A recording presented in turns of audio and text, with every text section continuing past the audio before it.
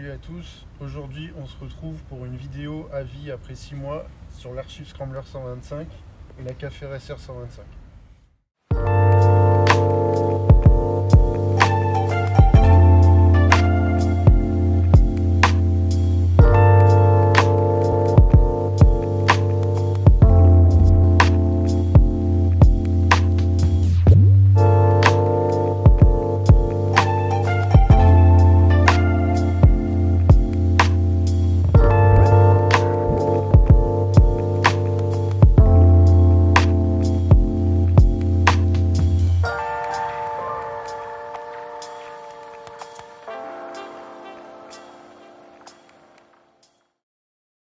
Donc du coup, comme promis, je vous donne mon avis quelques mois après l'achat de la Scrambler 125. Donc il faut savoir que ça fait 6 mois que je l'ai maintenant. En 6 mois, j'ai fait 1500 km. Alors c'est pas beaucoup parce qu'elle est surtout destinée à un usage urbain, à faire des tout petits trajets, 10-15 km par jour maximum. Donc on va aborder en deux temps. Je vais d'abord vous parler de la partie cycle. Alors sur la partie cycle, la grosse inquiétude de toutes ces motos-là, et je parle des motos de conception chinoise en général, ça va être tout ce qui va être la visserie. Alors pour ma part, sur la visserie, j'ai rien à dire. On n'a aucune trace de rouille. Alors après, bon, ça fait pas beaucoup, hein, ça fait que 6 mois. Mais franchement, pour l'instant, il n'y a rien à dire. Là, vraiment, on voit que toute la visserie est impeccable. Il n'y a rien qui se dévisse aussi. J'ai pas eu la mauvaise surprise, comme certains utilisateurs de mâche, de perdre un cale-pied ou de perdre la plaque d'immatriculation. Donc vraiment, sur la visserie, il n'y a rien à dire. Donc après, la seule petite trace qu'on va pouvoir retrouver, c'est au niveau du pot ici. Donc on a un peu une rouille naissante, voilà. Donc ça, je m'en suis rendu compte il n'y a pas longtemps. Alors à quoi ça peut être dû? Je pense à la condensation. Je vois pas d'autre explication parce que vraiment la moto est stockée au sec. Donc c'est la seule chose que je pourrais lui reprocher, voilà, c'est d'avoir pris un peu un filet de rouille ici. Alors je pense que ça se nettoie, c'est pas grand chose, mais bon, voilà. Ensuite, les pneus. Alors les pneus, je les ai pas changés, c'est les pneus chinois d'origine. Donc faut savoir que la moto roule surtout quand il fait beau. Je la prends que très rarement quand il pleut. Donc je pourrais parler uniquement de l'adhérence sur sol sec. Donc sur le sec, ça va. J'ai jamais eu de mauvaise surprise. Voilà, après avoir sur le mouillé, je peux pas en parler. C'est prévu qu'il soit changé d'ici l'été prochain pour sûrement des Michelin ou des Pirelli. Voilà, je verrai ce que je choisirai. Ensuite, sur tout ce qui est suspension, on n'est pas trop mal. Il n'y a pas grand chose à dire. Concernant la selle, l'assise, alors pour les courts trajets, on est plutôt bien installé. On peut aussi passer à deux, hein, largement, même si bien sûr la conduite est totalement différente. Mais pour les courts trajets, ça va aller. Par contre, dès qu'on va dépasser les 50-60 km, l'assise devient quand même assez inconfortable. C'est assez dur au niveau du fessier, voilà. Donc faire des longs trajets avec ça, ça reste quand même assez compliqué. Donc après, tout ce qui est niveau électrique, j'ai eu aucun souci. Donc là, il y a eu pas mal d'inquiétudes qui ont été liées notamment à Bullitt ou Mâche où il y avait des problèmes électriques. Là, pendant 6 mois, depuis les 6 mois, il n'y a vraiment rien à dire. Toute la partie électrique, tout fonctionne très bien. Le compteur est fonctionne très bien, toujours assez fiable. Ensuite, donc, ce qui va concerner la partie moteur. Alors le moteur, j'ai eu absolument aucun souci depuis que je l'ai. Le moteur réagit très bien. En ville, ça suffit largement pour l'usage que j'en fais. Donc là, le rodage est terminé, hein. Mais pour ce qui va être de la vitesse de pointe, on va atteindre assez facilement les 105 compteurs, voire 110. Donc en réel, ça doit nous faire du 90-95, on va dire.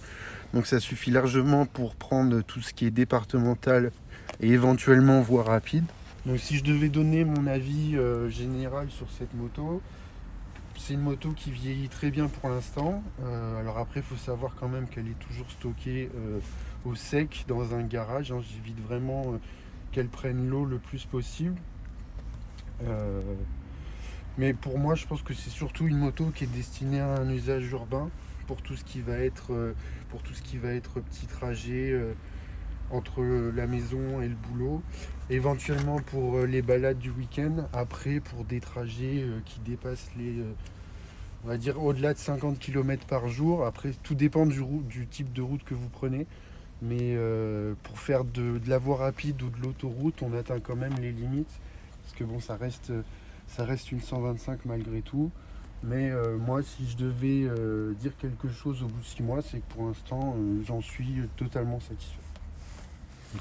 Bonjour tout le monde, moi je vais vous parler de la 125 de chez Archive, la Café Racer.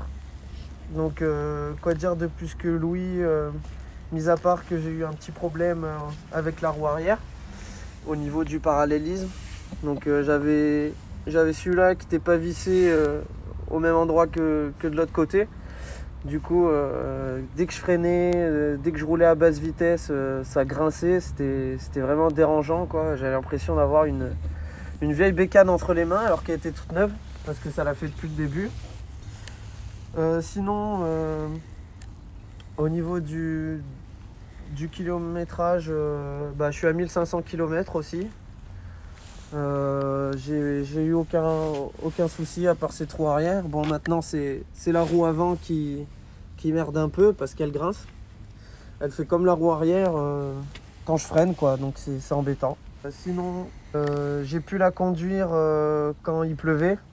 Donc c'est vrai que une deux roues sur la pluie, faut vraiment faire attention. Mais sinon, j'ai pas senti qu'elle allait partir ou autre sur du goudron, sur la route. Donc pour ça, je fais confiance à la moto parce qu'elle tient bien la route quand ça pleut. Cette moto, elle va se conduire, je pense, plutôt seule parce que c'est vrai que la selle est plus courte que la Scrambler. La Scrambler, elle est un peu plus large, plus carrée. Donc moi, j'ai pas eu mal aux fesses sur des longs trajets. Quand je dis long trajet, c'est une quarantaine de kilomètres. J'ai pas eu mal sur la position d'assise. Je pense, on m'avait dit que j'aurais peut-être mal au dos, mais franchement, je me sens plutôt bien, plutôt agile dessus. Donc c'est parfait, quoi, rien à dire là-dessus. Au niveau de la visserie, pareil, aucun problème de rouille. Comme Louis à l'arrière, ce petit phénomène de condensation en sortie de pot. Mais sinon, tout fonctionne. L'électrique, c'est nickel. Le moteur, tout va bien. Pour ce qui est de la vitesse, je suis monté jusqu'à 105, 110 km/h. Donc ça revient à du 95, 90 en vitesse réelle. Donc c'est plus que suffisant. Donc tu peux te faire assez plaisir. Quand tu es en campagne, c'est génial. En avis global, je trouve quand même que c'est deux belles motos. Que le design, c'est de plus en plus recherché. C'est vintage, quoi. Ça fait assez souvent les gens disent ah mais il a une Harley machin, enfin non c'est pas une Harley mais c'est dans le style, c'est vraiment très vintage.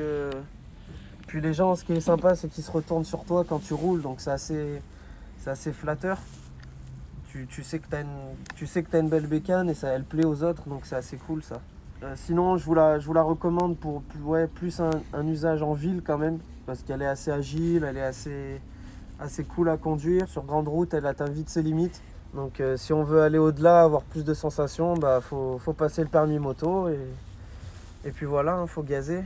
Mais c'est vrai que c'est vraiment agréable. Tous les deux, avec Louis, on a une bonne position d'assise. C'est vraiment assez confortable pour des petits trajets. Et c'est vraiment, comme j'ai dit encore, flatteur que les gens se retournent dessus. Même nous, on trouve qu'elles ont des designs vraiment particuliers. Et voilà.